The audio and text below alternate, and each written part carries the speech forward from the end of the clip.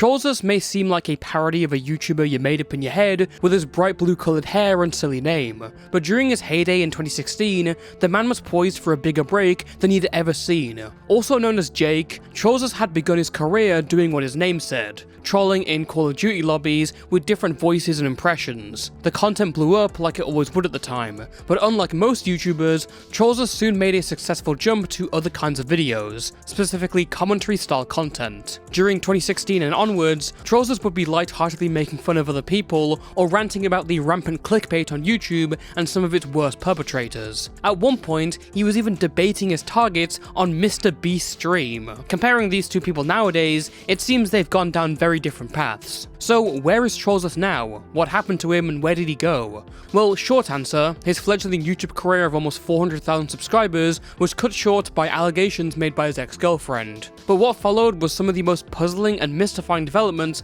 ever seen when it came to allegations about any YouTuber. It was incredibly messy and uncomfortable, especially when the guy mounted a successful comeback nearly a year later. So how did this all happen?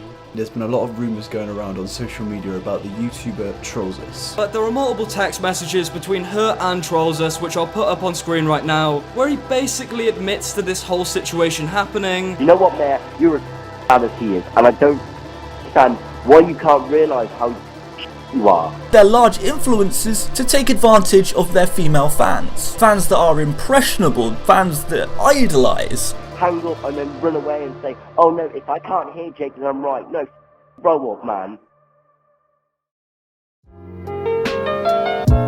Born June 19th, 1997, Jake Parsons grew up in England. He later mentions living in Coventry, although I'm not sure if he grew up there or not. When Jake began making videos on his Trollzous YouTube channel in January 2012, he was around 15 years old. From an early age, Jake was a self-described shy kid who was bad at making friends, which gave a reason for his close interest in online video games. As seen on his channel, there were flashes of GTA and Minecraft, but Jake's favourite game and real focus seemed to be on Call of Duty. As you can imagine, these videos are about what you can expect. Jake just around and playing games with his friends. He notes that even before YouTube, he would clip funny moments during sessions where he played with his friends just to show it to them later, which is how he got started making videos. Fast and Furious 7!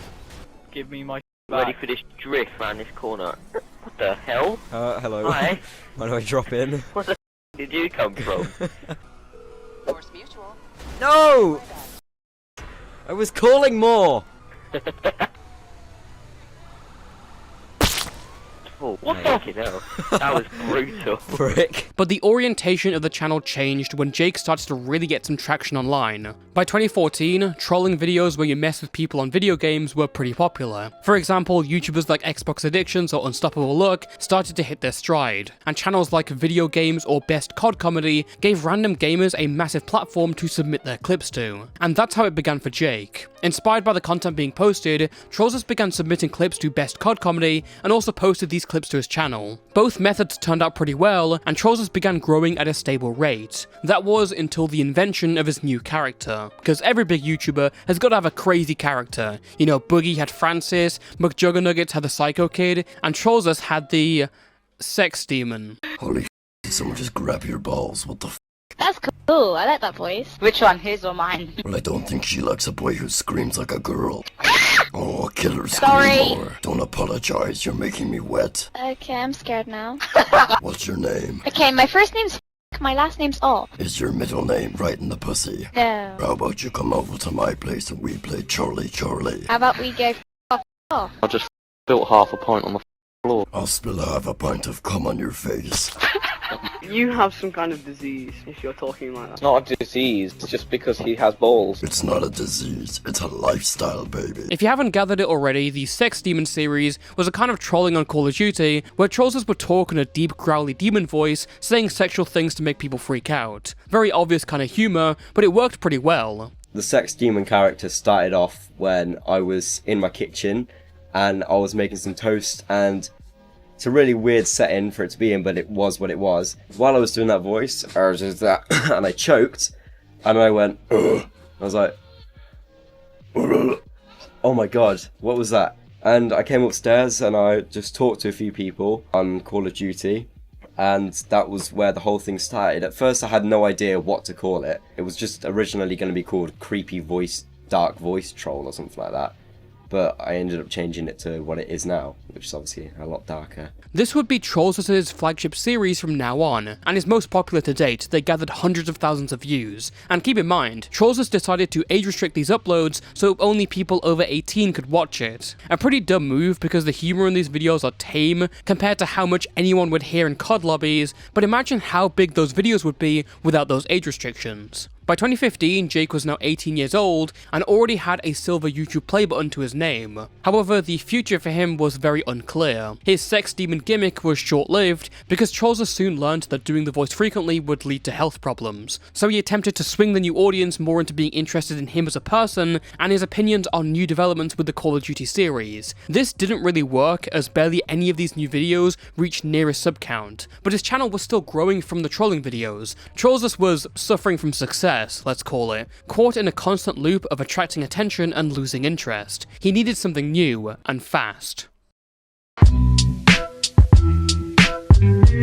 Trollzous' content quickly became a melting pot of various things. The gaming videos were still there and expanding to different games, but there were also skits, vlogs, challenge videos, drunk streams, and indeed commentary videos, though his creation of them started from a personal annoyance at the content he watched. Around this time, gaming communities had become infested with these insanely misleading clickbait YouTubers. People like Sir Nando, ProGamerJ, and Lispy Jimmy would make videos with duplicitous thumbnails and titles baiting people in, promising some new development or a crazy new glitch, only to pull the rug out from underneath and serve them a piping hot, fresh nothing burger, or a straight up lie. Others would promise giveaways for viewer interaction, only to give away nothing but silence. You might think nowadays that complaining about clickbait was kind of lame, but this was on another level. Younger YouTubers like Derv and Exility became infamous for evolving the meta from fake gaming rumors to phone calling fictional characters and panic mongering with the "if you see this color, you have this disease" titles. It was really annoying, yet it still worked. Their social blades showed nothing but green. Trollzous would begin to make rant videos calling these clickbaiters out, and it felt like a breath of fresh air for an entirely different audience. He wasn't the first to do this, but what set him apart from any other person at the time is that whilst he would make fun of the people he talked about and harshly criticize them, he was still fond of being on good terms with them and hearing their arguments out. Trust me, in 2016 YouTube, no one really liked the idea of sitting down and discussing your issues. It was rarely seen. But regardless, the viewers loved that someone was finally calling these people out for their dishonesty. The popularity of these videos would also earn Trollzous some connections with a lot of the newer commentary channels in the scene,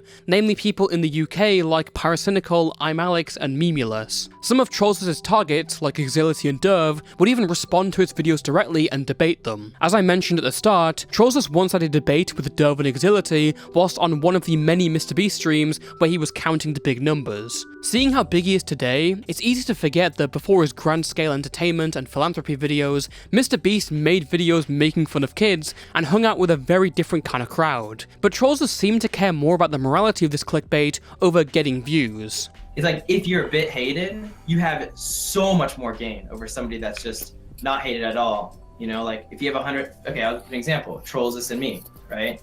He has 300,000 subscribers. He's not really hated at all, but his channel's at a standstill. Like, I would prefer to be in my situation than Trollzous' situation, if that's what you're asking. Yeah, I prefer to be in my situation, because But the thing is, for me, and it's like, we're on two completely different spectrums. It's not a thing of like, you can compare one or the other. It's like, my main goal out of all this is to entertain and make happy as many people as possible, with also making a career out of it.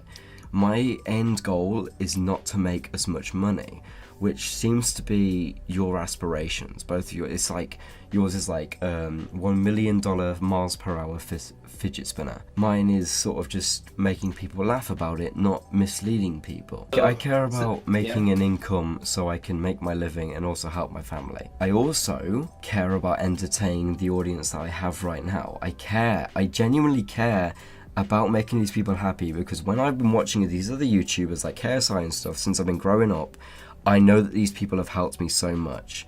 So when it comes to people who are blatantly doing it just to make monetary gain and no entertainment value, no like comedy value out of it or anything like that, just to make pocket, That's the thing what makes me slightly agitated about it. That's the reason why I make these videos. The series that would become Trollzous' most defining videos, and probably his best, was his YouTube Unseen series. The idea was simple. Trollzous and his mate Jordan would hop into a call, search terms on YouTube, sort by most recent upload date, and dive into the content that no one really looked at. Usually what you see is like less than 1% of what is actually out there. There are hours of footage uploaded to YouTube every single minute. So it's limitless potential, interesting premise, and it also gave some small aspiring YouTubers a chance to promote themselves. YouTube Unseen episode 1 was posted on November 1st, 2016, and the views on it were high and consistent. It also helped that Jake and Jordan were naturally funny together when looking at this kind of content. Meme, I love you 200 plus subbies special.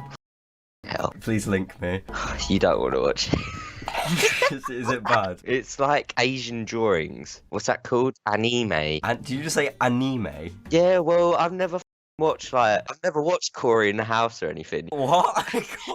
You were a food reviewer. Surely you want to do foods which are like popular. What do you mean? Diced peaches are the most popular cuisine of planet Earth. Diced peach. Look at his name. Moist Sun. What's up, guys? Moist Sun's here with another Diced Peach food review. Did you watch, oi mate, did you watch Moist Sun's new video on the Diced Peaches?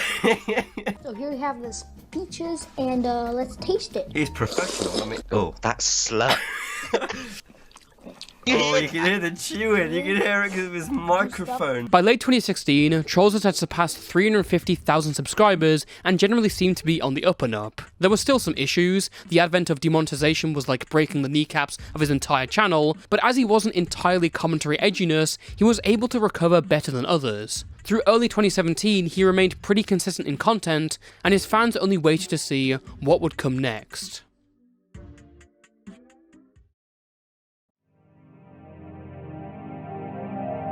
In early 2017, a girl by the name of Maya began levying serious allegations against Trollzous. Maya was Jake's ex-girlfriend, and had even been with him in a few of his videos. The two had broken up back in October 2016 as per Jake's announcement, and initially it seemed to be fairly amicable. As he noted, whilst the public had seen their arguments on various occasions, he didn't wish to share everything about their relationship and dredge up old arguments. Quote, "You don't need to smile for the camera if it isn't taking a picture." Now if that isn't some Pinterest inspirational message bullshit, I don't know what is. But against his wish for everyone to, quote, get back to memes, Maya had concerning stories of her own that she began to share. In particular, there were two main accusations against Trollzous, one of SA from Maya and another of pedophilia from various others. The SA claim is the most substantiated, and usually what people refer to when they discuss Trollzous nowadays. Maya initially posted a clip describing what happened to her in detail, which I'll let play now.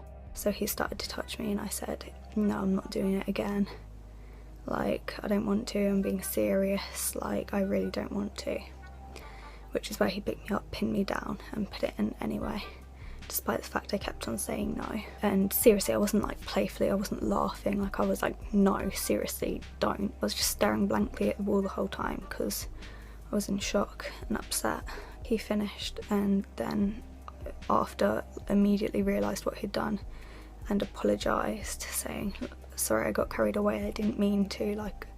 Maya's testimony was met immediately with Trollzous responding with a threat of lawsuits for smearing his reputation. Quite visceral and shady to respond like that by immediately threatening legal action on your ex-girlfriend, not even bothering to disprove it. But this seemed to decide the day for everyone. Despite the severity of the allegations being levied and lawsuit threats openly sent out, the general community's reaction ranged from doubt to mockery towards Maya. She was dismissed as an insane attention seeker and even swarmed by some of Trollzous' fans whilst at the gaming convention Insomnia, where they crudely asked her if the accusations were true. So how's the Trollzous accusations going? Oh my god! Did Trollzous No, seriously, I don't. Right. Like, do you think that's alright to ask someone who's gone through that? Yeah. Like, really? Well, you said come confront you in person, so we are. So. Okay, like, what? You're not about that. When did I say come confront me in person? When did you say that, Adam? Like, I didn't. I never said come and talk about.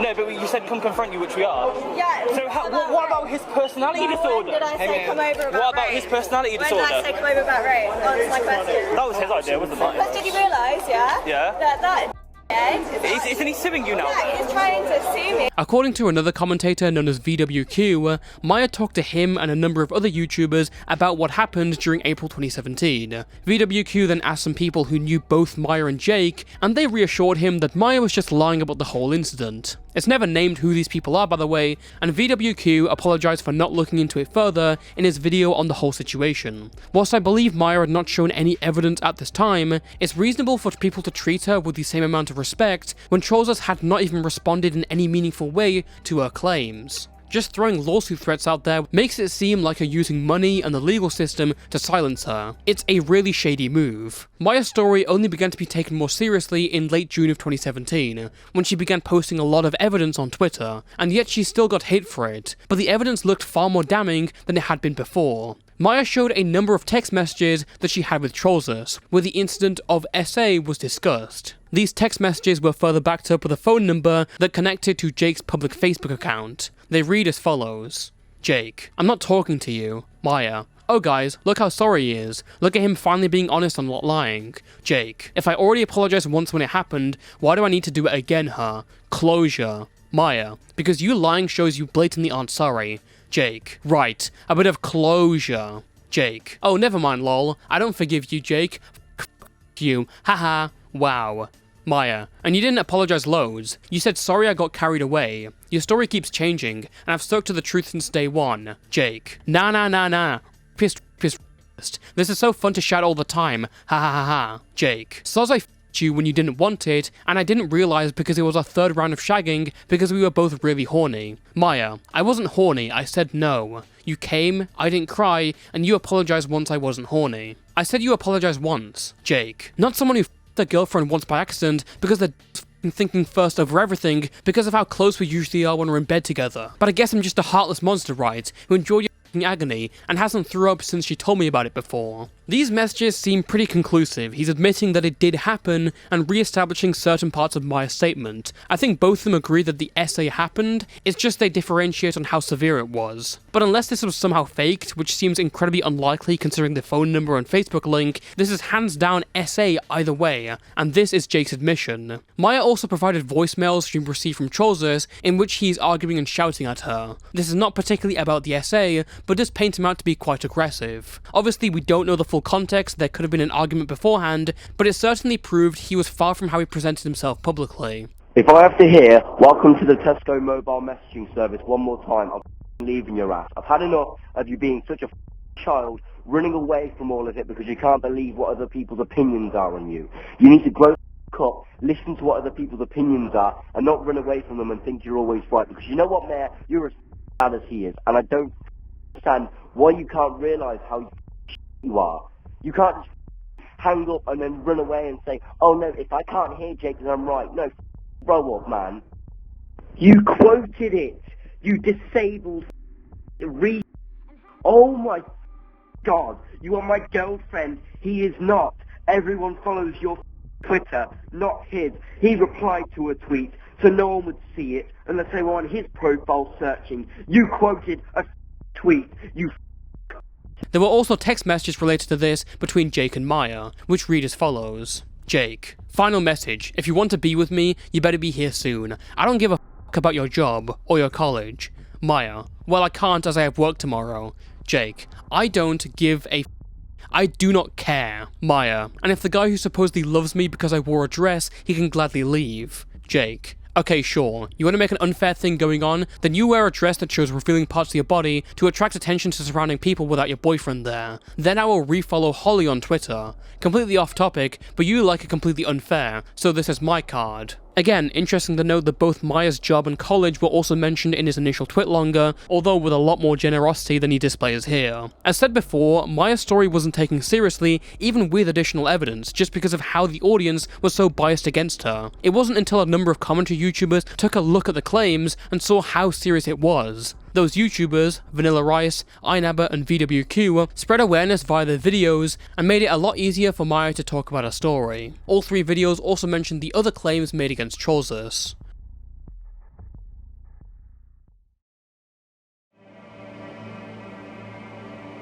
The second major allegation levied against Trollzous was one of pedophilia, and is a lot more unstable than Maya's post about SA, but it's absolutely worth mentioning. One girl who was 15 messaged Maya claiming that Trollzous had inappropriate messages with her and another friend named Holly. Reportedly, he told her to, quote, keep it between the two of us, and was sending inappropriate messages as recently as the week before Maya posted the evidence to Twitter. In these messages, he apparently implied an offer for sexual contact at the Insomnia gaming event that had just happened. Keep in mind, at this point, Trollzous would have been 20 years old, talking to 15-year-olds. And if you look at the messages between Jake and Maya, Jake mentions that he would be refollowing a certain Holly as revenge. Same spelling as well. Could just be a coincidence, but I find it pretty interesting. The girl also claimed that Jake had inappropriately messaged her and her friend Holly when his channel was quite small. This makes things even crazier because depending on when it happened, it puts these girls at a much younger age, but that detail was not given as far as we know.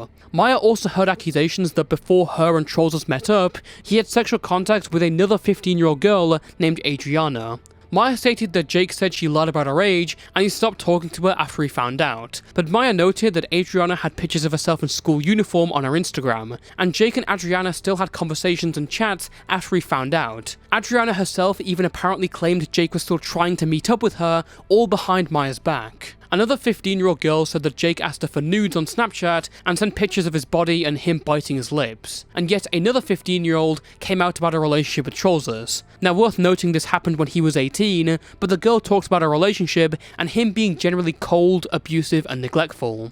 When it came to situations regarding Trollzous and young girls, Maya herself initially only knew of one incident. According to her, at one point during their relationship, Trollzous was contacted by the drama YouTuber Scarce. Scarce warned him that hackers had got into Trollzous' Snapchat and found evidence of him asking 14-year-old girls for explicit pictures. The hackers apparently agreed to keep quiet if they were paid £500. From then on, those screenshots never came out. Whether this story is not true or whether Trollzous paid the hackers £500 is unknown. In fact, all these testimonies had come out from various girls, but their one issue is that no evidence was ever shown. Some of them wanted to remain private, others just couldn't provide DM screenshots. This might have something to do with the fact that most of these interactions happened on Snapchat, a platform where messages disappear by default and the other person gets notified if you screenshot anything. Another thing to consider in all of this is that Trollzous followed a lot of fans of his on Twitter who were underage girls, and if it wasn't shown before, promoted his public Snapchat where he then supposedly talked to these girls.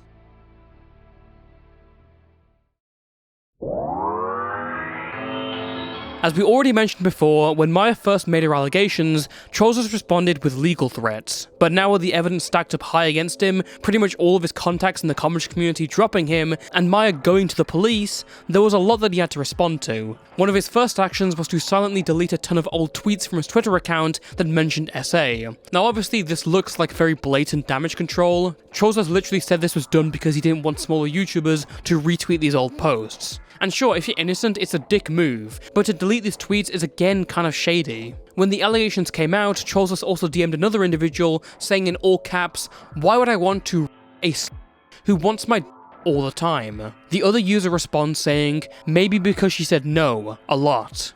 Trollzous' young and impressionable fanbase would jump to his defense despite having very little discrepancies in Maya's presented story, or even anything to work off of with Jake's public responses. Most of their defense was just stressing the word allegedly as a response to anyone bringing up Trollzous' controversies, which in itself became an inside joke amongst others, including the very targets who Trollzous had went at, like Derv. One of the notable people who supported all the stuff against Trollzous was another commentator named Brad Does Banter, a former friend of Trollzous who pushed the stuff against him by frequently pointing out the bullshit spewed by Trollzous and his fans. Another joke was calling him a blue-haired nonce, so much so that when you search that term up on Google Images, pictures of Jake's face would appear. Despite all this, not much response was given by Trollzous, other than a few mocking tweets as far as I can glean from the transcript of Vanilla Rice's video. The matter was now in the hands of the police, Maya had given them the evidence, and everyone had to wait. This silence would last about a month, broken only by an arrogant Twitter video from Trollzous where he stated the police had dropped the charges.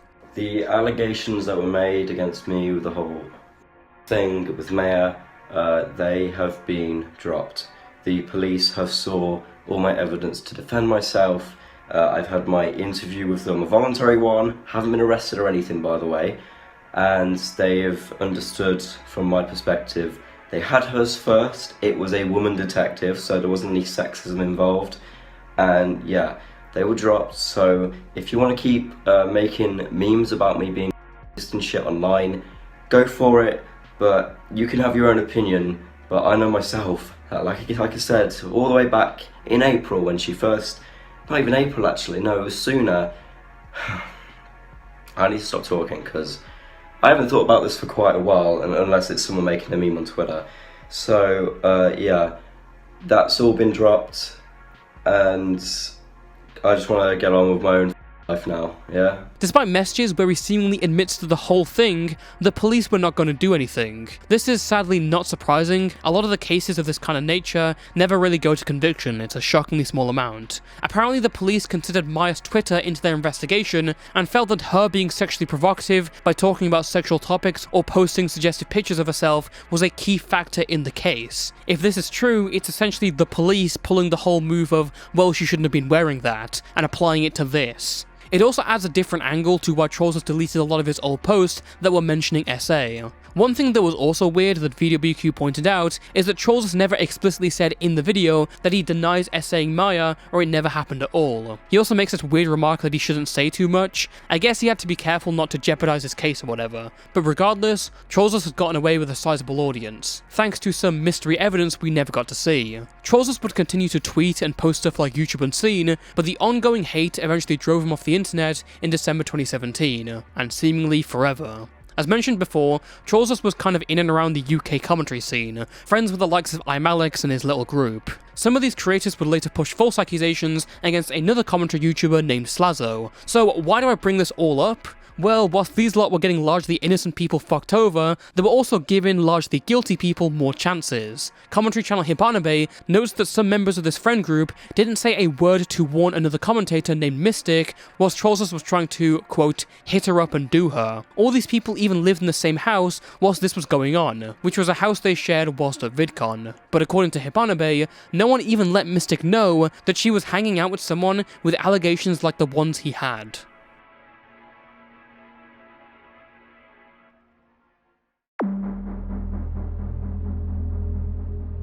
After a few months of inactivity, Trollzous posted a cryptic video to his channel out of nowhere on February 18th, 2018. The video, titled with Morse code spelling out the word taken, is 50 seconds long, and composed entirely of static screen, ambience, some sounds of thuds, a scream at the end, and Morse code heard throughout.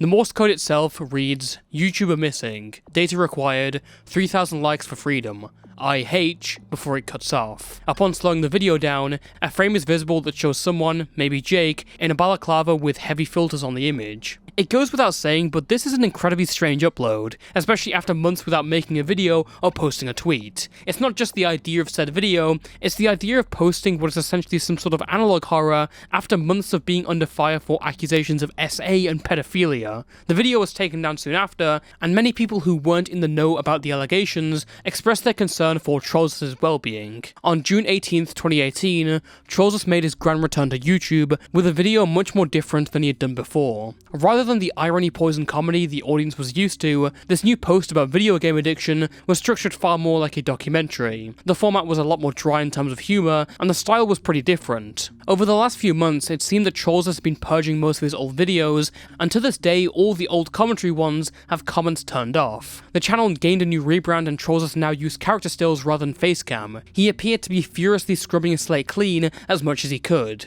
And you'd think the allegations would have hampered his growth in some way, but again, most people never heard of what happened. In fact, Trollzous seemed to be more successful than ever before, as a video of his about how Fortnite would die gained over 1 million views. Yet another testament to that pretty much anyone can power through any controversy nowadays if they just keep uploading videos. But this new format, as forward-thinking as it was, never gave much of an insight into Trollzous' personal life. Before then, we used to get more heartfelt, opinionated content and crazy stories and skits and vlogs. Now it was like nothing was ever there. The most we got is an update video where he talks about how he had been wanting to do this kind of content for a while, but felt forced to keep his edgy persona. He also talks about now having another girlfriend whom he played games with, which was exclusive content for his Patreon. He finally notes that more YouTube Unseen in the future was unlikely, as he and Jordan took a break and had since grown apart and moved on after quitting social media. Jake had essentially pressed the reset button on everything. Trollzous' comeback was successful overall, but it didn't last long. His uploads became gradually less frequent, he even dipped back into his trolling days in one video, and it eventually all stopped. On August 20th, 2019, he uploaded his last video about Crash Bandicoot's Nitro Racing. Since then, there's been barely any trace of him. He could be running a new channel completely anonymous, or moved on to a real-life job. His Patreon has been barren, whilst his Twitter has been deactivated since March of 2018.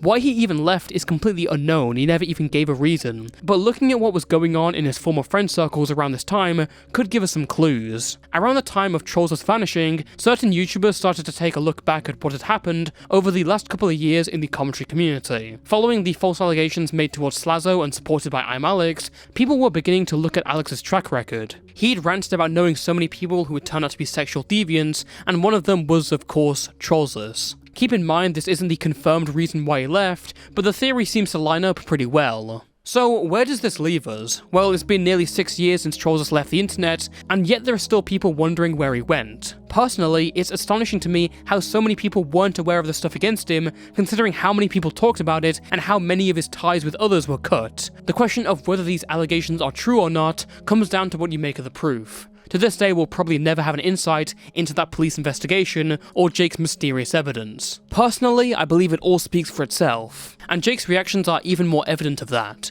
Just because the police drop charges doesn't mean Maya's story isn't true, and Jake's admission seems to confirm it. As for the pedophilia allegations, whilst there has never been a solid screenshot against him, the amount of statements and testimonies, as well as Jake's frequent use of Snapchat, seem to paint out a very dark picture. It sounds like a story as old as his website. A shy kid suddenly gets a ton of adoration and access to a ton of young, adoring fans. He wants to live out the high school experience he missed out on, except obviously he's grown beyond that age and the age those kids are. But again, anything on that end is yet to be confirmed to this day. Much like many YouTubers, Trollzous was a kid who made it big and made a business out of having fun. But above all else, what surprised me was how stark the contrast was between how he presented himself online and how vindictive he seemed in private. I know it sounds parasocial to some extent, but those were the morals that Trollzous stood by publicly and presented. Even when he was belligerently drunk on live streams, he never really raised his voice like we hear in those voicemails. Looking back now, his nice demeanour might have been just another character he played, in the same vein to the ones he got famous off of. The roles and the motives just changed.